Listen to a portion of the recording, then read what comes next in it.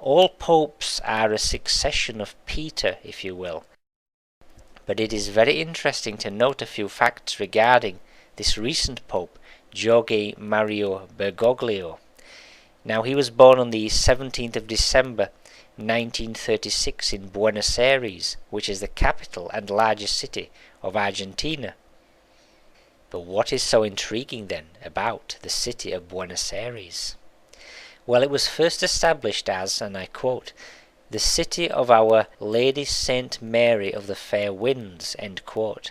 And this is after Our Lady of Bonaria, which is the patroness saint of Sardinia. And this was on the 2nd of February 1536 by a Spanish expedition led by Pedro de Mendoza. The settlement founded by Mendoza was located in what is today the San Telmo district of Buenos Aires, south of the city centre. So here we have Buenos Aires, founded by one Pedro de Mendoza. But what does Pedro de Mendoza mean? Well, Pedro, a name, in Spanish translates into English as Peter. And what does Mendoza mean? Well, the name Mendoza, it is a surname of Basque origin, also occurring as a place name, and it literally means cold mountain. From the words in Basque, Mende is mountain, and Hotz, that's H-O-T-Z, is cold. And so combining these two, we have Mendoza. So Pedro de Mendoza is literally cold mountain. It is quite an intriguing connection here that Peter, the rock upon which the Christian church is established, right? We have the establishment of the church based upon Peter the rock, the establishment of Buenos Aires itself by Pedro de Mendoza, and this itself is also the current birthplace of this Pope, as just elected on the 13th of March 2013. But there is one other fact of great interest with respect to this. The current Pope has his birthday in 1936, practically dead on 400 years as an interval. So there is a connection here that one might have between the current Pope and the prophecy of Malachy.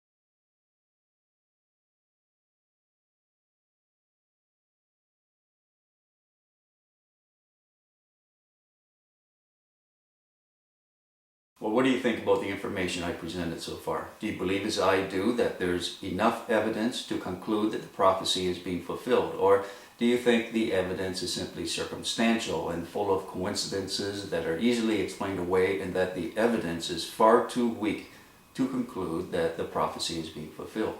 And if you do believe as I do that the prophecy has been fulfilled, what then does that mean for the Catholic Church and for the world at large? Do you believe the end-time prophecies point to the Pope as being a good shepherd who will feed his sheep, will feed the Lord's sheep? Or do you believe, as many do, that the Pope is an evil shepherd who is actually a wolf in sheep's clothing, who will try to devour the Lord's sheep rather than feed them? These are very important questions that need to be answered, and they need to be answered truthfully. Because if you get it wrong, if you declare him to be an evil shepherd when in fact he is a good shepherd, you will pay the price for it. And if you back him, claiming that he is a good shepherd when in fact he's an evil shepherd, you also will be found guilty and will pay a price for it. For these reasons, I believe it's important that we take time and that we seek the Lord in prayer and through fasting to discern and to come to a proper understanding of the events that are foretold in prophecy. There are many Christians who look to prophecy as something that's meaningless. It has nothing to do with salvation, and we don't need to pay attention to it. Well, as I've spoken about in other videos, I believe that prophecy is in fact very important. It's given to us for a reason. And we must understand what that reason is, and we must seek the Lord for proper understanding of the prophecies that are given to us. Because if we get it wrong, we will be serving Satan rather than serving the Lord. And so every Christian should be praying, should be fasting in regards to, are they following the teachings of a true prophet and a true teacher, or a false prophet? And are they themselves teaching falsehoods that could be leading people to destruction? All right, having explained that, let's have a look at some more information regarding Francis I.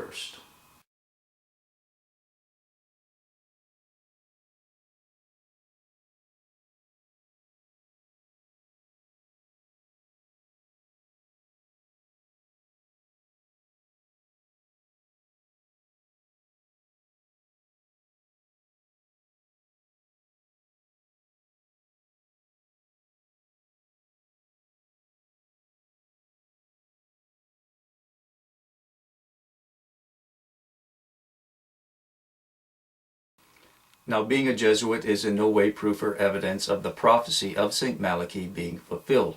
For many Christians, however, being a Jesuit is significant in regards to end-time prophecy. And the reason is because many Christians believe that the Pope will be the AntiChrist, or the false prophet that is spoken about in prophecy. And so for many Christians, being a Jesuit simply clarifies this for them. And the reason is because of what little is known, and also what is known about the order of the Jesuits. For many believe that the Jesuits are a very secretive and dark order that are actually the ones who are behind the New World Order system. That they are the true power behind the New World Order, and also the ones who are really pulling the strings within the Vatican, and that they are the ones who have for a long time controlled the Pope. And so for many Christians, this is simply now the Jesuits coming out of the shadows and seizing power of the Vatican, and that they can now work openly, and that this is showing that the Jesuits feel now that they can come into the open, that they no longer have to do things in closed doors and from behind the scenes. So for many Christians, being a Jesuit simply confirms things that they have been teaching for quite a long time. But is this the case? Is this the most plausible? Does this make the most sense when looking at prophecy? Because if you believe that the Catholic Church system is either the beast, or the great prostitute or the city of Babylon, and if you believe it is out of the Vatican that we will find the false prophet or the Antichrist, then does it make sense that the beast would destroy the city of Babylon? If that's where the false prophet or the Antichrist comes from, it doesn't make sense to me. And in fact, it shouldn't make sense to you. The beast, as I've explained in a good number of videos, is the Holy Roman Empire, which is modern Germany. Now, if the beast hates the great prostitute, it does not make sense then that the prostitute is from where the false prophet or the Antichrist will come from, because it means the beast, who receives his power from the dragon, will then be destroying one of his allies. He'll be destroying the Vatican and destroying the false prophet and the Antichrist. That simply makes no sense whatsoever. It does make sense, however, if the beast hates the prostitute because the prostitute is bringing about reform. And that's exactly what the Jesuits were created to do. The Jesuits were created to reform the church from the inside. Unlike the Protestants, who were trying to create a whole new church system, the Jesuits wanted to change the Catholic Church system from the inside. And that's exactly what we are seeing now being done with this new Pope. He is trying to bring about reform from the inside. This is what the Jesuits were all about. And so believing that he is the Antichrist or false prophet simply does not make sense. Something else I'd like to talk on is this fact that the Jesuits were also created to battle the movement of the reformers, of the Protestants. Well, this then does make sense that a Jesuit would be in charge in the end days if the false prophet actually is coming out of Protestantism. If the Protestants are the ones that produce the false prophet or the Antichrist, then it makes sense that the beast would hate the Roman Catholic Church and this new Pope, because he is trying to create reform. And he has always, or the Jesuits, have always been known as combating the reformers, combating Protestantism. This then makes sense why the beast would hate the great prostitute and would eventually destroy the city of Babylon. Not because that's where the Antichrist and the false prophet are from, but because the false prophet and the Antichrist come from the beast system. And so then they will hate anyone representing reform and taking people back to God again. And this lines up with the Pope being referred to as Peter, because that's what Peter did. The first Peter is the one that the church system was built on. And then we find that the last Peter will be the one who will be feeding his sheep, the last one who will be in charge of the church system. This is why this final Pope is referred to as Peter, because he has this connection with the first Peter. He is the one who has the keys to the kingdom, just as the first Peter did.